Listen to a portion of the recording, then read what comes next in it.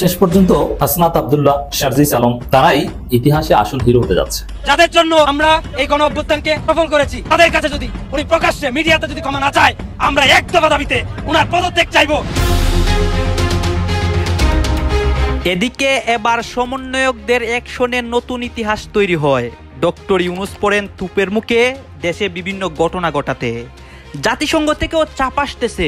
সবকিছু দেখতে পারবেন এই সম্পূর্ণ প্রতিবেদনে। ইউনূসের উপরে প্রেম না দেখে উপায় নেই, কারণ এই অত্যন্ত গণতান্ত্রিক শাসন শেখ হাসিনার ফ্যাসিস্ট শাসনের মতো নয়। ঠিক 5 মাস পর 1-11 সরকার গঠিত হতে গেলে তখনকার সেনাপ্রধান মইনুল আহমেদ প্রথমে এই তত্ত্বাবধায়ক সরকারের প্রধান হওয়ার প্রস্তাব নিয়ে চলে যান ডক্টর মোহাম্মদ ইউনূসের কাছে। মনে করে দেখুন, ডক্টর মোহাম্মদ ইউনূসকে এর আগে বাংলাদেশের রাজনীতিতে কিংবা বাংলাদেশের কোনো প্রকাশ্য বিষয়ে সংবাদ মাধ্যমে কিংবা কোথাও কোনো প্রকাশ্য সভায় সমাবেশে আমরা দেখি না। বিএনপি এখন কঠিন পরিস্থিতিতে পড়েছে, মারাত্মক হতাশাজনক পরিস্থিতিতে পড়েছে। বিএনপি স্বপ্ন শেষ। বিএনপি দিক বিদিক এদিক ওদিক ছুটছে। যে সরকারকে কেন আপনার চাপ সৃষ্টি করতেছেন না? কেন এখন সরকারকে আপনি বলতেছেন এই সরকার হয়ে গেছে বৈষম্যবাদী সরকারের মতো বা ফ্যাসিস্ট সরকারের মতো হয়ে গেছে ফ্যাসিস্ট সরকারের মতো ফ্যাসিস্ট সরকার হয়ে গেছে। আজকে ডক্টর ইউনূস সাহেব কিভাবে দেশ চালাচ্ছেন? বাংলাদেশে টানা তৃতীয় মেয়াদে আওয়ামী লীগের শাসনামলে এত পাঠা জন্ম নিয়েছে, আমরা সেটা দেখতে পাইনি। তো আমাকে এখন সবকিছু দেখার পর মনে হচ্ছে বাংলাদেশের নামটা বদল করে দেওয়া উচিত ইসলামিক রিপাবলিক অফ পাঠাস্থান। সর্বক্ষেত্রে যদি আমরা এক্সিকিউটিভের হাত পা বেঁধে দিতে চাই, তাহলে এক্সিকিউটিভটা ফাংশন করবে কিভাবে? জাতি আমাদের কাছে অনেক বেশি আশা করে, আমরা রাষ্ট্রীয় অর্থ ব্যয় করে সারাদিন আলোচনা করি। উপদেষ্টা আসিফ মাহমুদ সজীব ভুঁইয়াকে ক্ষমা চাওয়ার আহ্বান জানিয়েছেন। ক্ষমা চেয়েছেন স্থানীয় সরকার, পল্লী উন্নয়ন ও সমবায় মন্ত্রণালয়ের উপদেষ্টা আসিফ মাহমুদ সজীব ভুঁইয়া। একদিকে উপদেষ্টা আসিফ মাহমুদের ঘটনা কমছে না, অন্যদিকে দেশের মধ্যে আরো অনেক চাঞ্চল্যকর ঘটনা ঘটে। দর্শক শ্রোতা, গতকাল রাতে আপনারা দেখেছিলেন যে উপদেষ্টা আসিফ মাহমুদ বন্দুকের গুলি সহকারে এয়ারপোর্টে কিন্তু আটকা পড়েছিলেন। এবং আজকে কি হচ্ছে, সমন্বয়করা অনেক সিদ্ধান্ত নেয় এবং তাদের সিদ্ধান্ত থেকে আরো অনেক ঘটনা ঘটে। ডক্টর ইউনূসের উপর অনেক প্রভাব পড়ে, তিনিও কিন্তু অনেক সিদ্ধান্ত নেন। দর্শক শ্রোতা, আপনারা সবাই জানেন দেশের মধ্যে যে কোনো বিষয় নিয়ে অনেক গন্ডগোল পরিবেশ করে, অনেক অস্থিতিশীল পরিবেশ করে এবং সেইগুলা নিয়ে ডক্টর ইউনূসও কিন্তু সর্বশেষ বক্তব্য দেন বা সমাধান করেন। সবকিছু দেখতে পারবেন এই একটি ভিডিওতে, সর্বশেষ সমন্বয়কদের পদক্ষেপ এবং দেশের পরিস্থিতি। আপনারা সম্পূর্ণ ভিডিওটি ধারাবাহিক কন্টিনিউ করবেন। আসুন, আমরা কথা বাড়াচ্ছি না, আমরা সরাসরি ভিডিওর মূল আলোচনা চলে যাচ্ছি। এখানে কিছু ইম্পর্টেন্ট ক্লিপ দেখাবো, সেইগুলো কিন্তু মিস করবেন না। শেষ পর্যন্ত হাসনাত আব্দুল্লাহ, শারজিস আলম, নাহিদ ইসলাম, আখতার হোসেন কিংবা এনসিপি, ছাত্র জনতা তারাই ইতিহাসে আসল হিরো হতে যাচ্ছে। এবং তাদের যে হিরো হওয়ার বিষয়টা, এটা ইতিহাসের একটা পুনরাবৃত্তির মাধ্যমে 1 বছরের মধ্যেই ইতিহাসের পুনরাবৃত্তি হতে যাচ্ছে, তার মাধ্যমে সেটা হবে। দেখেন, হাসনাত, শারজিসরা বা এনসিপি, নাহিদরা দল গঠন করার পর এদের গ্রহণযোগ্যতা আরো কমেছে। দল গঠনের আগে অথবা গত বছর অগাস্টে, এমনকি সেপ্টেম্বরে, হাসনাত, শারজিসরা ছিল জাতির বীর, হিরো, সর্বসম্মত হিরো। বিএনপি, জামাত থেকে শুরু করে সবার ঊর্ধ্বে হাসনাত, শারজিস, নাহিদ, এরা, আসিফ, বিশেষ করে সমন্বয়করা, এদের গ্রহণযোগ্যতা ছিল আকাশচুম্বী। দল গঠন করে সেটা সংকুচিত হয়েছে। এই না যে দল গঠন করা ভুল হয়েছে। এটা 75-15 আগস্ট থেকে শিক্ষা নিয়েছে। 75-15 আগস্ট যারা বিপ্লব করেছিল তাদেরকে হাসিনা এক পর্যায়ে ফাঁসি দিয়েছে এবং তাদেরকে রক্ষা করতে কেউ এগিয়ে আসেনি। অথচ সেই বিপ্লবে সাধারণ জনগণ সবাই শুকরানা মাহফিল, শুকরানা মিছিল, মিষ্টি বিতরণ করেছিল। 75-15 আগস্টের পর সারা বাংলাদেশে মিষ্টির দোকান খালি হয়ে গিয়েছিল, মানুষ খুশি। কিন্তু যারা বিপ্লব করেছে তাদেরকে হাসিনা ফাঁসি দিয়েছে, তাদের পক্ষে কেউ দাঁড়ায়নি, কেউ কোনো কথা বলেনি। এর মানে নিজেদের রক্ষার জন্য হলো পলিটিক্যাল পার্টি দরকার। পলিটিক্যাল পার্টি যদি শক্তিশালী হয় তাদেরকে ধরে অ্যাটলিস্ট ফাঁসি দিতে পারবে না, নেগোসিয়েশন করবে। 75-15 আগস্টে মেজর ডালিমদের যদি কোনো পলিটিক্যাল পার্টি থাকতো বা যাদের ফাঁসি দিয়েছে তাদের যদি পলিটিক্যাল পার্টি থাকতো, তাহলে আমার মনে হয় যে তাদের ফাঁসি দিতে পারতো না। এটা একটা বাস্তবতা। তো দর্শক, এখন গত বছরে 5 আগস্ট আমাদের দ্বিতীয় স্বাধীনতা, নতুন বাংলাদেশ, সব ঠিক আছে, কিন্তু সেখানে কিছু ভুল হয়েছিল, যার ফলে আমাদের বিপ্লব এখনো 1 বছরেও পূর্ণতা পায়নি। 1 বছর প্রায় হয়ে যাচ্ছে কিন্তু পূর্ণতা পায়নি, অপূর্ণ। যেমন দর্শক, জুলাই ঘোষণাপত্রটা আসেনি, অথচ জুলাই ঘোষণাপত্রটা এটা 5 আগস্ট, 6 আগস্ট বা 4 আগস্ট, 3 আগস্ট আসতে পারতো। হাসিনা পতনের 2-1 দিন আগে আসলে সবচেয়ে ভালো। এই যে ঘোষণাপত্র, এটা সাধারণত চূড়ান্ত বিজয়ের আগে আসে। ওই সময় একটা ঘোষণাপত্র দিলে ভালো হতো, কিন্তু এ ধরনের অভিজ্ঞতা ছিল না বলে অথবা হাসিনার এরকম ভূমিধস পরাজয় ঘটবে এটা হয়তো বুঝতে পারেনি বলে সেই ঘোষণাপত্র দেওয়া হয়নি। অতএব জুলাই ঘোষণাপত্রটা এটা বাংলাদেশের ইতিহাসের অবিচ্ছেদ্য অংশ হবে। এখন সরকার নানানভাবে জুলাই ঘোষণাপত্র তৈরি করার চেষ্টা করছে, কিন্তু পারছে না, এখনো পারেনি। 16 জুলাইয়ের মধ্যে করার একটা প্ল্যান ছিল, তাও বলছে যে সম্ভব না। এখন 5 আগস্টের মধ্যে করতে পারলেই খুশি, বা কিভাবে করে কি নানান প্রশ্ন আসে। কিন্তু হাসনাত, শারজিস, নাহিদরা এনসিপি একটা সিদ্ধান্ত নিয়েছে 3 আগস্ট জুলাই ঘোষণাপত্র ইশতেহার পাঠ করা হবে নাহিদ ইসলাম। তো এরা পাঠ করবে কেন? এখন এরা বলছে যে সরকার ব্যর্থ হয়েছে বলে আমরা পাঠ করবো, নইলে তো সবাই মিলে আমরা সাইন করতাম। বিশেষ কোনো ধরনের পাঠ করার প্রয়োজন হতো না। আর বিশেষ কোনো দলে পাঠ করলে তখন ওই জাতীয় সঙ্গীত তেলাওয়াতের মতো হয়ে যেত, এটা আলাদা কোনো ফজিলত থাকতো না। কিন্তু না, বিষয়টা হচ্ছে এরকম যে আমাদের দ্বিতীয় স্বাধীনতা 24 সালে 5 আগস্ট এনে দিয়েছে এই নাহিদদের নেতৃত্ব হয়েছে। আর জুলাই ঘোষণাপত্র মানে বিপ্লবকে টেকসই করা জুলাই ঘোষণাপত্রের মাধ্যমে। বাংলাদেশে এবার যে ঘটনা ঘটলো নিঃসন্দেহে সবকিছুকে হয়তো ছাপিয়ে গেল। রথযাত্রার দিন আমি একটি ভিডিও বানিয়েছিলাম এবং সেখানে বলেছিলাম বাংলাদেশে ভয়াবহ এক খেলা শুরু করেছেন মোহাম্মদ ইউনূস। ইচ্ছাকৃতভাবে হিন্দু নাগরিকদের টার্গেট করা হচ্ছে এবং প্রথম থেকেই হিন্দু নিধন যজ্ঞে কিন্তু মেতেছেন মোহাম্মদ ইউনূস। আর এবার সবকিছুকে ছাপিয়ে এক হিন্দু নারীকে ধর্ষণ করা হলো। শুধুমাত্র ধর্ষণের বিষয়টি থেমে থাকলো না, একটি ভিডিও করা হলো, সেই ভিডিওটি বিভিন্ন জায়গায় ইচ্ছাকৃত সার্কুলেট করা হলো এবং হিন্দুদেরকে আসলে বাংলাদেশে ঠিক কিভাবে ট্রিট করা হয় সেই ট্রিটমেন্টের ছবি কিন্তু আন্তর্জাতিক স্তর দেখলো। হোয়াটসঅ্যাপ, টুইটার, ইনস্টাগ্রাম, টেলিগ্রাম সকল জায়গায় সেই ভিডিও ভাইরাল এবং আলটিমেটলি বাংলাদেশ জুড়ে যে ধর্ম, এই ধর্মীয় মেরুকরণের আধারে সামাজিক স্তরে মানুষকে ট্রিটমেন্ট দেওয়া হয় সেই বিজ্ঞাপন কিন্তু আন্তর্জাতিক স্তরে বাংলাদেশের পক্ষ থেকে এস্টাবলিশ করা হলো।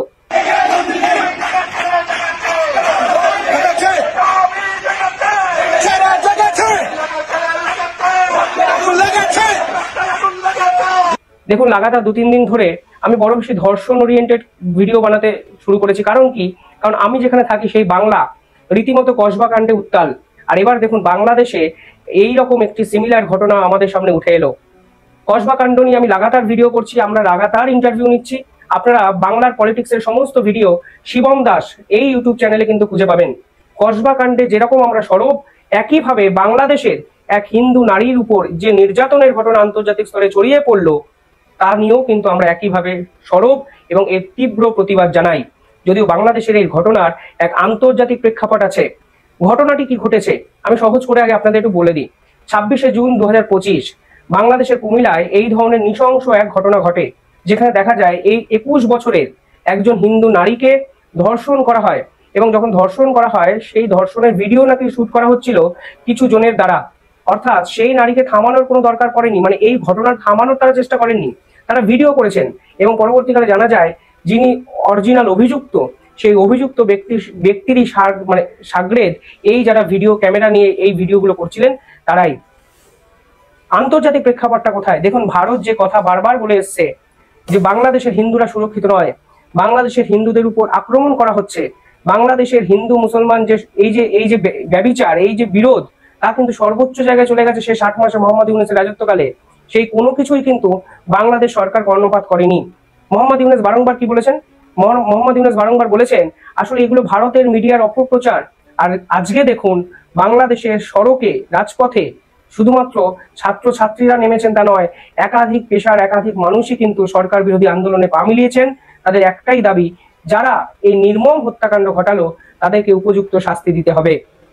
পুলিশ অভিযুক্ত এক ব্যক্তিকে অ্যারেস্ট করেছেন, তার রাজনৈতিক পরিচয় আরো ভয়ঙ্কর। এই ব্যক্তির নাম ফেজার আলী, তিনি বিএনপির নেতা।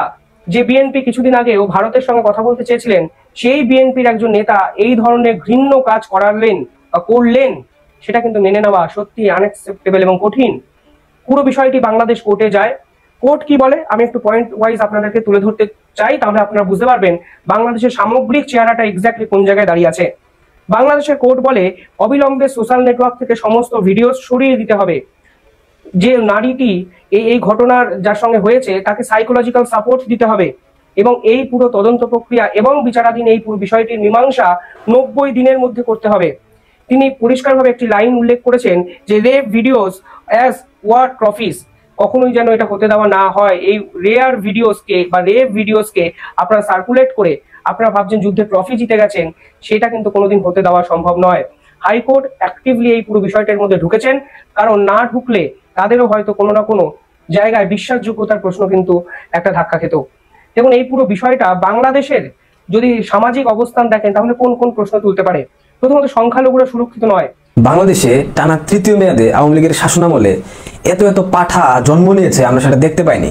তো আমাকে এখন মানে সবকিছু দেখার পর মনে হচ্ছে বাংলাদেশের নামটা বদল করে দেওয়া উচিত ইসলামিক রিপাবলিক অফ পাঠাস্থান, যেটা পাকিস্তানের একটা অংশ, একটা পার্ট বাংলাদেশ। এবং বাংলাদেশের বর্তমান সরকার এবং তাদের সাথে যারা রয়েছে, বিএনপি থেকে শুরু করে অন্যান্য রাজনৈতিক দল, প্রত্যেকে পাকিস্তানের একটা কি বলবো প্রতিমূর্তি, প্রতিবিম্ব বলা চলে। তো বাংলাদেশের একটা তথাকথিত রাজনৈতিক দল, আমি জীবনেও তার নাম শুনি নাই, আজকে প্রথমবার একটা পাঠার, সেই দলের একটা পাঠার একটা সংবাদ সম্মেলন দেখলাম।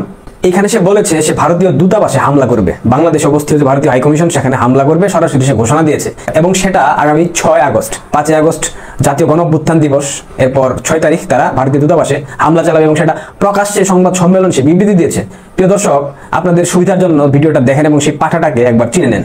অবাধ, সুষ্ঠু, নিরপেক্ষ, গ্রহণযোগ্য এবং ভারতীয় প্রভাব মুক্ত নির্বাচন চাই। সবচেয়ে গুরুত্বপূর্ণ কর্মসূচি, গণহত্যাকারী ফ্যাসিস্ট শেখ হাসিনাকে রাষ্ট্রীয় মর্যাদায় 1 বছর ভারতে আশ্রয় দেওয়ার প্রতিবাদে এবং খুনি হাসিনাকে ফেরত দেওয়ার দাবিতে আগামী 6 আগস্ট ঢাকায় অবস্থিত ভারতীয় দূতাবাস ঘেরাও করা হবে।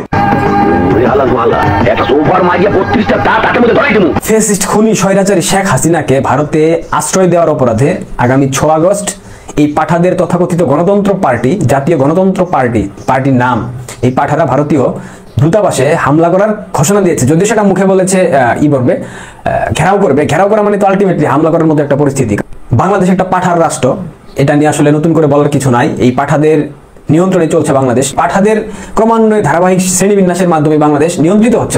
বাংলাদেশে ভারত বিরোধী সেন্টিমেন্ট সৃষ্টি করার জন্য এই তথাকথিত পাঠাদের দলগুলো অনেক বেশি কার্যকরী ভূমিকা পালন করেছে। এখানে বাংলাদেশ আওয়ামী লীগের একটা বিশেষ দুর্বলতার জায়গা ছিল বলে আমি মনে করছি। বাংলাদেশ আওয়ামী লীগ কেন প্রকাশ করতে পারেনি, কেন তারা প্রচার করতে পারেনি যে বাংলাদেশের সাথে ভারতের যতগুলো চুক্তি ছিল, প্রত্যেকটা চুক্তি বাংলাদেশের স্বার্থ রক্ষার চুক্তি ছিল এবং এখানে ভারতের থেকে বাংলাদেশের স্বার্থ খুব বেশি আকারে রক্ষা করা হয়েছে। এই জিনিসগুলা কেন বাংলাদেশের আওয়ামী লীগ সরকার তারা প্রকাশ করতে পারে নাই, তারা প্রচার করতে পারে নাই, তারা ছড়িয়ে দিতে পারে নাই। 11 মাস ক্ষমতায় ডক্টর ইউনূস এখন অব্দি ভারতের সাথে একটা চুক্তিও বাংলাদেশের জায়গা থেকে বাতিল করতে পারে নাই। তো এটা তো আওয়ামী লীগের ব্যর্থতা ভাই। আওয়ামী লীগের ব্যর্থতার, দীর্ঘমেয়াদী ব্যর্থতার কারণে কিন্তু বাংলাদেশে একটা ভারত বিরোধী সেন্টিমেন্ট সৃষ্টি হয়েছে। ভারত আমাদের অপ্রতিম বন্ধু, আমাদের একমাত্র বৃহৎ প্রতিবেশী রাষ্ট্র। উইদাউট ভারত আমরা চলতে পারবো না। ট্রান্সশিপমেন্ট সুবিধা বন্ধ করে দেওয়া হয়েছে, বন্দর দিয়ে তাদের যে আমদানি রপ্তানি এটার মধ্যেও বন্ধ ঘোষণা করা হয়েছে। সামনের সময় শুনতে পাচ্ছি সব ধরনের আমদানি রপ্তানি বন্ধ করা হবে। বাংলাদেশের মানুষ না খেয়ে মরবে, এটা নিশ্চিত।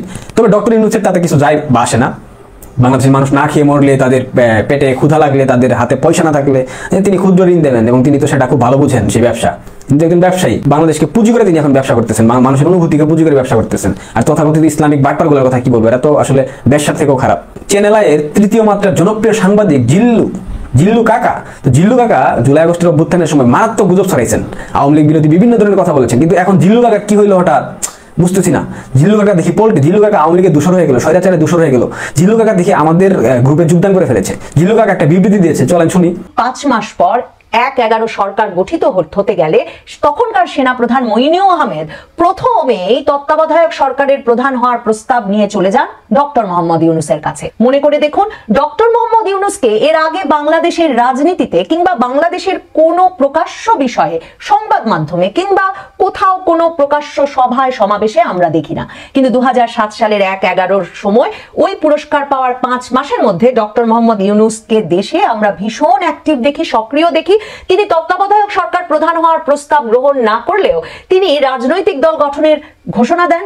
নোবেল পুরস্কার পাওয়ার 5 মাসেরও কম সময়ের মধ্যে বিশ্বজুড়ে বছরের পর বছর ধরে চলা যে বিতর্ক, নোবেল শান্তি পুরস্কার পৃথিবীর অন্যতম শ্রেষ্ঠ পুরস্কার, সম্মানজনক পুরস্কার, এই পুরস্কারটি মূলত মার্কিন পররাষ্ট্র নীতির স্বার্থে ব্যবহৃত হয় কিনা এবং ভূকৌশলগতভাবে মার্কিন পররাষ্ট্র নীতির জন্য লাভজনক ব্যক্তি এবং প্রতিষ্ঠানকেই এই পুরস্কারের জন্য মনোনীত করা হয় কিনা, এই সমালোচনার মধ্যে প্রেসিডেন্ট ডোনাল্ড ট্রাম্পের 2026 সালের নোবেল শান্তি পুরস্কারের জন্য মনোনয়ন কমিটিতে মনোনয়ন প্রাপ্তি সেই বিতর্ককে খুব স্বাভাবিকভাবেই আরো উস্কে দিয়েছে।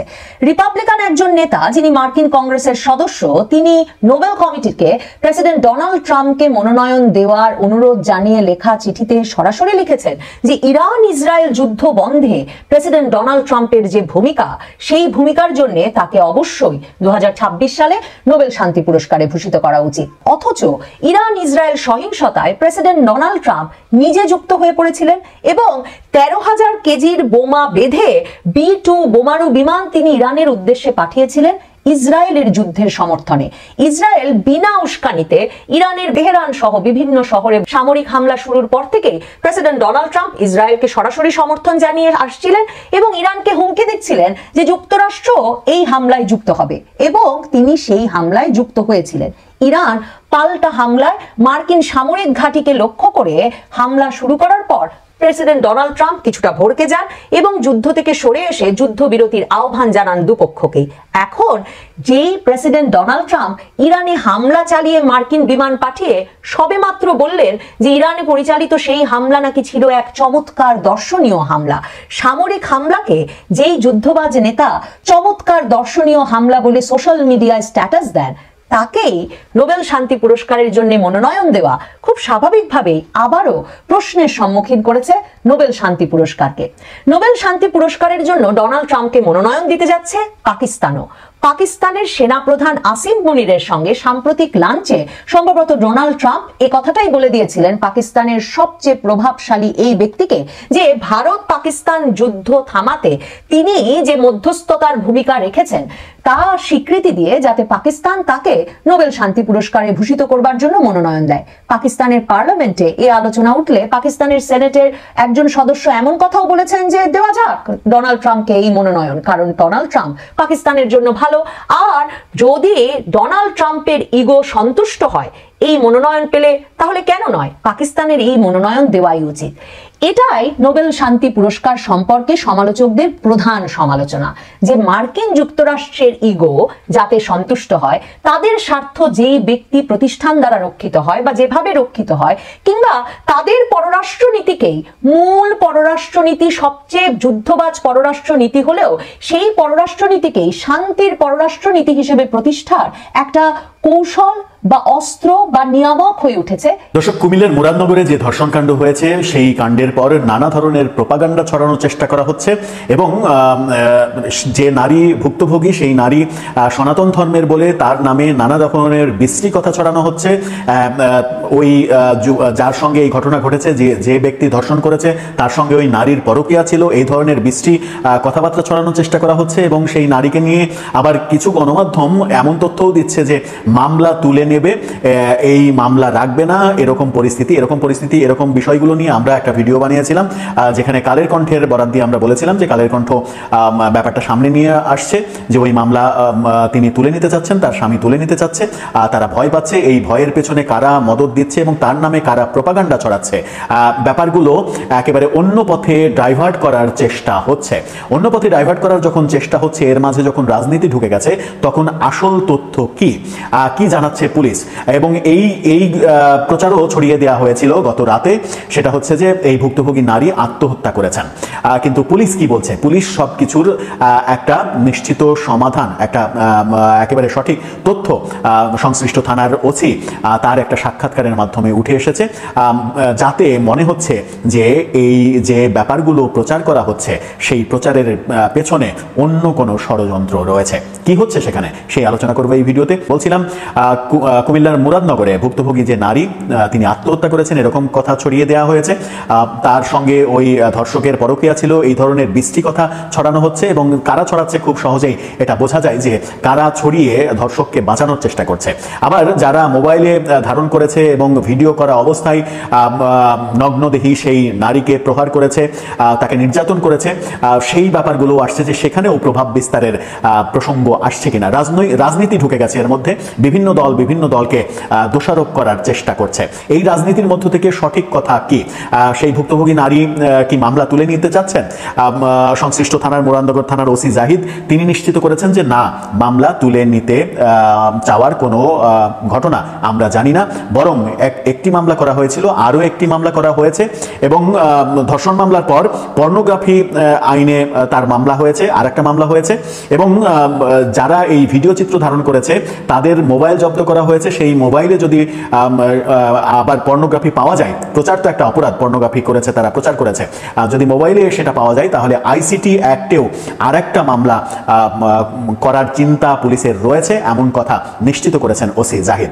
এবং আত্মহত্যার কথা যেটা ছড়িয়ে দেওয়া হয়েছে সেটাকেও তিনি গুজব বলেছেন যে হ্যাঁ, এরকম তথ্য আমার কাছেও এসেছিল, আমি পুলিশ ফোর্স পাঠিয়েছি তাদের বাড়িতে, পাঠিয়ে নিশ্চিত হয়েছি যে এই ধরনের কোনো ঘটনা ঘটেনি। অর্থাৎ ভুক্তভোগী নারীকে নিয়ে নানা ধরনের বিশ্রী ব্যাপারগুলো ঘটছে। মামলা তুলে নেওয়ার যে ব্যাপারগুলো গণমাধ্যমে আসছে সেটাকেও ওসি জাহিদ মিথ্যা বলছেন যে না, মামলা তুলে নেওয়ার তো প্রশ্নই আসে না, যারা এর সঙ্গে জড়িত, যারা অপরাধী তাদের শাস্তি নিশ্চিত করা হবে এবং ভুক্তভোগী কোনোভাবেই মামলা তুলে নেওয়ার পক্ষে নন। তিনি আমাদেরকে জানিয়েছেন যে তিনি মামলা চালিয়ে যাবেন। পুলিশের পক্ষ থেকেও ব্যাপারগুলোতে সোচ্চার হওয়া হয়েছে এবং পুলিশের পক্ষ থেকেও যে নতুন মামলা, সেই নতুন মামলা করা হয়েছে। তিনি জানিয়েছেন যে প্রথমে সেই নারী মামলাই করতে চায়নি ভয়ে, আমরা যখন ইনভেস্টিগেশনে গিয়েছি, তাকে খুঁজে বের করেছি, তারপরে তিনি সাহস পেয়েছেন, তারপরে তিনি মামলা করেছেন। সুতরাং সেই মামলা থেকে সরে আসার কিংবা পিছনে আসার কোনো কারণ নেই। তার মানে এটার পেছনে বেশ কিছু স্বার্থান্বেষী মহল জড়িত রয়েছে, এমন কথাও প্রচার হচ্ছে যে ধর্ষক, সেই ধর্ষক তার যে রাজনৈতিক দল, সেই রাজনৈতিক দলের এলাকার সাধারণ সম্পাদক পদপ্রার্থী, সেই সাধারণ সম্পাদক পদপ্রার্থীর আরেকজন প্রতিদ্বন্দ্বী রয়েছে, সেই প্রতিদ্বন্দ্বী ব্যাপারগুলোকে, এই ভিডিওগুলোকে করে আওয়ামী লীগকে কাগজপত্রে নিষিদ্ধ করা হয়েছে, তার নিবন্ধন স্থগিত করা হয়েছে, কিন্তু এরকম প্রজ্ঞাপন দিয়ে আইন করে তো আওয়ামী লীগকে মানুষের মন থেকে মুছে দেওয়া যাবে না, এটা সবাই জানে। এখন আওয়ামী লীগের যে তৃণমূলের রাজনীতি আছে, এরা কিন্তু এখনো অটুট আছে, পাড়ায়, মহল্লায়, গ্রামে গঞ্জে, বাড়িতে বাড়িতে, সব জায়গায় আওয়ামী লীগ আছে। এখন সমস্যা কোথায়? আওয়ামী লীগের সমস্যা হচ্ছে তার নেতৃত্বে।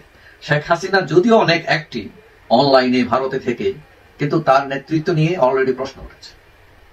এখন বিভিন্ন জনের কাছ থেকে বিভিন্ন কথা শোনা যাচ্ছে মিডিয়াতে যে নতুন নেতৃত্ব তৈরি হবে, রিফাইন্ড আওয়ামী লীগ, কাদের সিদ্দিক আসতে পারেন, সাবির হোসেন চৌধুরী, শিরিন শারমিন, সোহেল তাজ, আইবি রহমান, মানে কতজনের মেয়র আইবে, অনেকের নাম শোনা যাচ্ছে।